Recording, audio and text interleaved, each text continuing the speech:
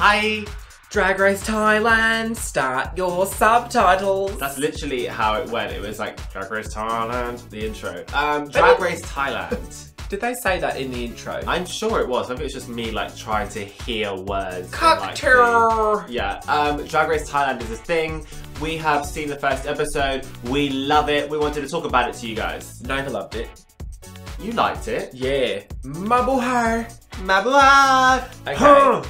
So basically, Nova has been harping on about Drag Race Thailand ever since the first picture, and it dawned on me recently it's because it's Asian, and anything Asian adjacent, Nova is there for it. So she looks like half the contestants.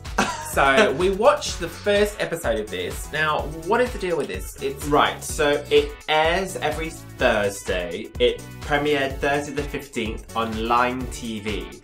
That is available on the Line TV website, which I will flash up here. You can stream it there, but obviously it's not subtitled. So if you speak Thai, great for you. I don't really know how essential the subtitles are. You do still get the general gist of it, and also some of the contestants speak English, but I think it's more fun to have few and subtitles. far between though. Yeah. That is region locked, but if you tinker with your browser in ways, then I'm sure you will know how you can watch it. Otherwise, if you manage to get hold of this copy, we can't tell you how to get a hold of a copy of this, but if you manage to get a hold of a copy of the episode, there is a user on Twitter and Reddit who has created subtitles for this. I will put up their username. There are download links to subtitle files, SRT files there, which a quick little Google, you can figure out how to slap onto the video file so you can watch it with subtitles. So, it obviously is the same, more or less, format as RuPaul's Drag Race. It is pretty much just a straight kind of throw it over to Thailand situation. I'm not sure how much involvement World of Wonder have with this, but their logo is pasted over it. I don't know if it's just because they own it or if they actually have a direct involvement. It's going to be on Wow Presents Plus, is that correct? Yes. So that's how going forward, we don't have a date for it, but it will be on Wow Presents Plus. Wow Presents Plus. Wow Presents Plus. See, she's already speaking Thai. Okay. Wow Presents Plus with subtitles very soon. Now, we're not going to do a revisited for it. No. What are we doing for it?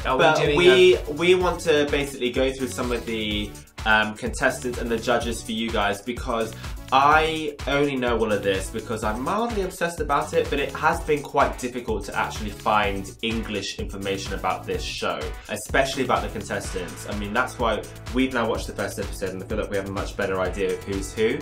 But without that, it's very difficult. So I have got some information here to tell you guys to know what to expect, and hopefully it will make you more interested. So we're going to go through the first episode. I think we should do another one at the end to wrap it up when there's a winner. Yeah, okay. But we're just going to give our opinions on like who's who. It's very, very polished. A lot of people have moaned that it's low budget. There are some elements to it which are just sort of different. Some elements it looks better than RuPaul's Drag Race. It is less structured to the point where it's so regimented.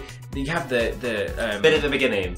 Ru comes in on the screen. Challenge. Right. Ru walks down. It's a little bit more sort of organic. You can follow people around as they do their various things, and there's a lot more interaction with the judges. The stage looks a little bit different. It sort of feels a bit like you're watching maybe like a season 3. It's sort of a bit older. Yeah, but we will have to remember that this is season 1 of this and the budget is way bigger than the first season of RuPaul's Drag Race. Even though the prize money is 500,000 Thai baht, which translates to about $15,000. Which is still more than season 1 of RuPaul's Drag Race. Wasn't that 10,000? No, that was 20,000. Oh. So, that aside, let's go through the contestants. Do you want to do contestants or the judges? Okay, we can do the judges. Okay, so it is hosted, our main host and our main judge is Art Aria. I've seen some people just call her Aria. I don't know if we could call her Art or Aria, but Art Aria. She is a fashion designer. She has had her own fashion brand and has worked in the fashion industry for 30 years. So I'm really hoping that means... hang on a second then. How old is she if she's old. See, she looks great. I'm Age don't hoping that age. this means that we're going to be getting loads of sewing challenges, because that's what I loved about the first episode straight away. And this is what I fucking hate about the way Drag Race has gone. Everything is an acting challenge. Every single fucking thing. Where is the sewing? The creating. That's what I miss. So she is the creative director of a Thai label called Theatre. That's her current gig. Okay. She's very intense. She's got a very striking presence about her. Very intense eyes, and she'll talk directly at you, and there's no sort of meandering. She just knows what she's got to say, and she'll just say it to you. Yeah, I really like that as well. Very charismatic. She was on a couple of seasons of the Thai version of The Face, which I think was a modelling show. I couldn't really find out in what capacity. I don't think she was a judge. I think maybe she was just like some kind of mentor, or I'm not sure. But she was only on 2 seasons. I think there were about 4 or 5 seasons of that. People would probably recognise her face in Thailand. Yes, and then the other contestant who you prefer, other judge, is... This is kind of been sold to us as like the Michelle Visage character, although I would say she's probably... Well, they're both more hands-on than the judges in Drag Race, RuPaul's Drag Race. They literally spend the whole episode with these girls. They don't just come on and then go. Yeah. So this is Pan Pangina Heels. So his boy name is Pan Pan, and he competed on Lip Sync Battle Thailand and won as Pan Pan. You know what she's done? Exactly the same thing as Ongina, because Ongina's boy name is On. And they stuck Gina on the end. Yeah, that's exactly what she's done. I'm fan. So she's done loads of reality TV. She's won Lip Sync Battle Thailand. She won Tea Battle, which was a kind of competition. It was like a pageant that was televised for tea girls. Not necessarily drag queens. I believe Pangina was one of 2 drag queens on that show, and the rest were more kind of like just transvestites. I'm such an airhead. You meant tea? Yeah. I was thinking of like no. just sit around drinking tea. So it was called Tea Battle, and Pangina won that show, and that was like the first ever kind of drag competition show in Thailand. But it's just those 2 other judges throughout, right? Because the rest are all brought in per episode. So the other 3, there was 5, weren't there? 5 in total. Those are the 2 constants, and then I'm not entirely sure who out of these other 3 are staying around or who are guest judges. I think they're all guest judges. And it's a bit different from Drag Race because they are sitting on a stage. There's no desk panel. They're not behind a panel. It's a bit more like Project Runway, where they're sat on like the bar stools. But they are behind a giant screen, which is, you know, got visuals on it. And I think that looks so better. Yeah, I like the LED Drag screen. Race has got it. I just didn't think the runway was as impressive looking. It sort of looked a little bit hodgepodge, but, you know, that's fine. Right, so judges out of the way. Let's talk contestants. Right, who's in first? First up, I've got Dearest Doll. She was the first to walk into the workroom. Yes. She's one of my favourites. She's gorgeous. Yeah. Nuts. She's 30 years old. Oh. She does have a YouTube channel where she's done a few tutorials. I did have a little stalk. They're quite interesting, but obviously all in Thai, no idea. She calls herself a comedy queen, so we should probably expect that to come I did not get that at all, really. Well, maybe not just yet. Not because there's any way for her to do it yet, but she calls herself a comedy queen. I really enjoy that she's a shrimp farmer. I think that's just so random cute. as you fucking like, but that's sure. And the last piece of trivia I have about her is that her name, she got her name because her art teacher said that she paints like a doll.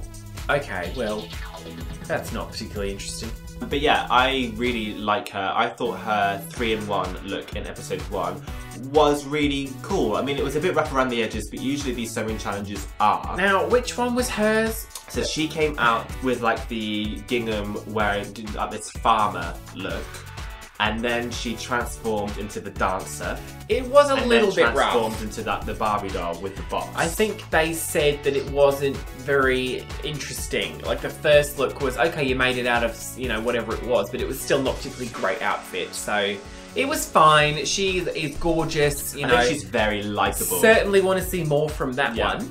Yeah, okay, she's who's very the next cute. one? So next we have Bunny Bfly, who's 25, and she is looks to be kind of like an introvert, very much an artistic kind of person. Her Instagram is insane. There's loads of fine art on there. Like, she's a great artist. And she won one of 6 national costumes for Miss Universe Thailand in 2017. Oh my so she's God. quite an accomplished artist and designer. Which was her runway? When she came in, I can remember her face. I you know thought, what I mean? yeah, I thought when she first came in, it was a little bit underwhelming. Like, everyone else was looking at her like, who is this one? I think her makeup skills aren't really up to scratch with a lot of them, but her costumes are great. So, all right, yeah, it's not very memorable at this point. Gotta be honest. I can and picture with her. like the little interview bits as well, she seems very shy and quite introvert. I can picture her in the workroom, but I don't remember what her look was on the runway. Which one was her look at the end? There's quite a lot of loud characters, and she's kind of getting a little bit lost. In that, I don't remember which one her runway was, so that's great. Next is one of our favourites, Natalia Pliakam. She was always very well put together. Mind you, that skirt. She had the giant silver skirt. Yeah, right? she did. Now, she's 37, and it might surprise you to learn that she's actually a cheerleading champion. Right, she is huge though. Well, this might have been a few years ago, but she was a cheerleader professionally. She had the big grey skirt, right? That was her? And she's got 10 years of drag experience. Well, and because of that, she did seem a little bit kind of like, to some of them, like, I'm just so over it because she's the oldest one. But I think that's quite But when she walked in the first day, she was great, like a gold, like a huge such a presence about her. And her face, everything was just so flawless. But she did have a bit of a stink face to them, like, I'm the oldest one. A bit of a Raja, like, I've got no time for them. They don't threaten me at all. I read on Reddit, and I couldn't, like, back this up. So somebody please comment if you can speak Thai and can just say this is bullshit or this is legit. Somebody said that their boyfriend speaks Thai and told them that her surname, Pliakam, literally translates as tired clit. I really hope that's true. That's hilarious. But I couldn't find a way to. Well, why would your clit be tired, but you're not tired? I don't know. It just goes.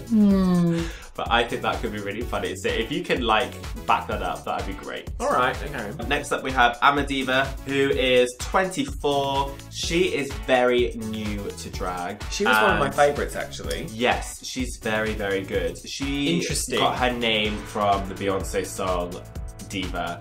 And she does a lot of Beyonce songs when she performs. Because her name is just Amma? Yeah, basically. Right, okay. But her makeup is amazing, and I think she's a very strong contender. She was one of the more interesting ones, I thought, when she first walked in. And her runway her looks were very well put together. She was the Amy Winehouse looking type one with the polka dots. The looks, you know, in and of themselves weren't very groundbreaking, but she was just very well put together. Yeah. So I liked her actually. She was, one of my favorites. I liked her a lot. Now we have Morrigan, who is 18, which makes her the youngest contestant in Drag Race history. Ever. Because I suppose the laws, maybe the liquor laws are different in Thailand. Maybe they're more like in the UK where you have to be 18 and not 21. Yeah, someone tell us, is Thai law, what age of drinking in Thailand? Is that we only say that because obviously most people get their drag experience in bars. In bars. But does that mean to say that you can't go on Drag Race if you're younger than 21? I don't know. Maybe because they did have like vodka as a sponsor, you can't yeah, no, you wouldn't be able to then, would you? Yeah, but they don't anymore though, do they? No, but they do serve cocktails all the time. Yeah, but surely they can just not give her one, give her a soft drink. I think it would be very restricting about that. Let us know about that. It would be very restricting, I think, if they had to take into consideration that they had a minor on set. So she is a freelance makeup artist, which I just think is a joke because her makeup is terrible. Her makeup is perfectly fine if you're going down to the store. The biggest issue I had with Morrigan was her hair, because at the end, when she walked the runway, it was all in front of her face. It was like a shake and go that was really poofy, and it sort of all fell in front of her face. And there's nothing worse, I do this all the fucking time, is when people are constantly just like, but they're trying to like style it out. Yeah. They're constantly doing that. It was so messy. It really was a shame though, because you really want to, you know, go for her, gun for her, because she's so young. Well, she won the mini challenge, didn't she? Well, and she's absolutely insane. The mini challenge, by the way. She like broke down, like being so fucking crazy. That was embarrassing. Like the judges were just like, "Oh, I take it back, I take it back." The mini challenge was very much like the mini challenge from the first episode of season 1, the car wash. They were pelted with water. This was they went in this big paddling pool. budget. And then they were sort of had water poured on them, and her look was great. Yeah, the photo was really good. But yeah, when they told her she won, and she just kept shouting, yeah, and it was just like, oh god, I mean, fuck, what if you win something else? I think Dearest was saying something like, you won the mini challenge, you're not going to win the maxi challenge. Yeah. Like, calm down. Right, okay, so she's going to go in the next step. Next we have Menage, who is 26 years old. As the name would suggest, she is a Nicki Minaj impersonator. She looks just like the bitch. And she looks exactly the same. She is the only trans contestant, so she lives her life as a woman. Oh, I did not know she was trans. She is gorgeous, fucking gorgeous. Yeah. She looks exactly like Nicki Minaj. Yeah, she does. She's just skinnier. That's all. It's a bit like skinnier version. Well, you remember when Vivienne Panay does Nicki Minaj, and it's just a little bit off. Well, hers is closer, but it's just a tiny bit off. Yeah. But gorgeous. I think she's beautiful. She seems so sweet and so nice as well. But her runway was a bit shoddy. It was a bit shoddy. Every look sort of bled into the next look, and they weren't different enough, and it was sort of a mess. Not one look was great on its own. They were all sort of, you know. Next we've got Bfly, who is 30. Initially when they started announcing the contestants, she had the surname Biggie. She was Biella Biggie, and they seem to have dropped that now. So I don't know what's happened to that. They used to follow it with Biggie, and it's gone now. Oh, I know. So she's changed her mind. She's very, very proud of being a big girl. She's all about being big. That's in her name. That's her aesthetic. She loves that she's a bigger girl. She's also a freelance makeup artist, and she just loves to have fun. She doesn't like to take anything too seriously. They said something. She said something like, "What is the Ella for?" And someone said elephant. Yeah. And they were just like, yeah. Well, she has also said before that it's kind of like a mix of Cinderella. I don't know if that's maybe to do with like how she feels, like her background or something, but she says it kind of comes from Cinderella, and also because it sounds like elephant. Right. She was fine. I love, who was it that called her out for like her flat tits? She came out and she had these like boobs, like the contour was drawn on, but it was like so flat onto her chest, and I think she was trying to like jiggle her man boobs. Next up is Shasha. She is 34 and is Filipino and speaks really bad Thai, so predominantly speaks in English, which I'm a big fan of because it's just less reading. You get a break from the subtitles. Yeah. She's got funny teeth. She looks really funny. I just think she's adorable. She's so cute. I just want to put her in my purse and just walk away with her. I also love that she was responsible for the Mabuhay.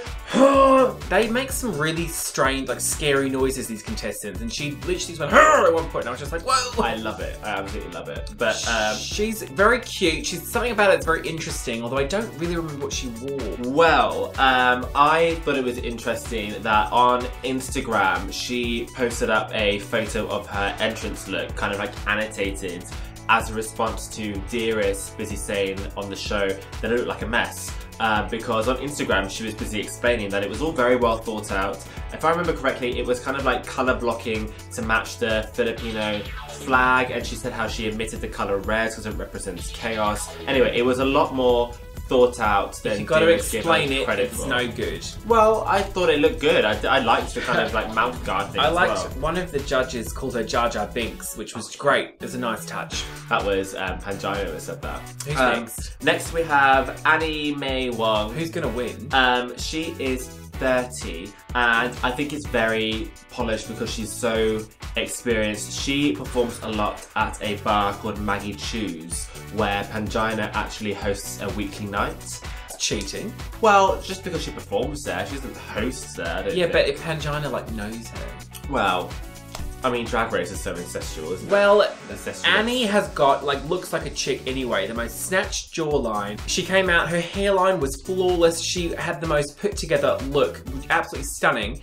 And her runway at the end, the looks were so different and was so polished. I just love that you hear the judges screaming at her because they loved it so much. And I loved that kind of salsa dance scene at the end. I thought that was a really nice touch. Which she was in a suit. She literally went from the most masculine thing to like the most feminine thing. What was clever was how she was wearing like shorts and then the skirts came out on top of the shorts. That was very clever. Over the shorts, under the skirt, over the pants, under the pants. So last of all, we have Petra, who is 30 and is, I could be wrong, but from what I understood translated some articles, she's a nail technician. Petra. Her name comes from a 60s, 70s Thai golden era actress called Petra Chawarat. Give it up, Nova.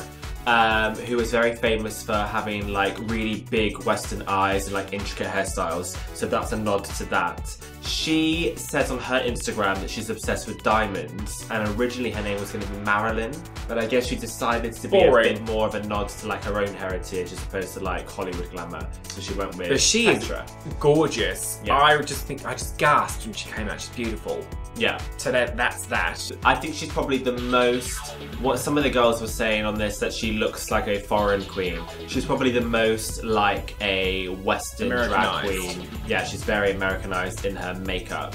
And it almost felt a bit shady when the other girls were saying that. Like, I don't think they liked that. But maybe that's why we do like it, because we recognise the shapes and the look.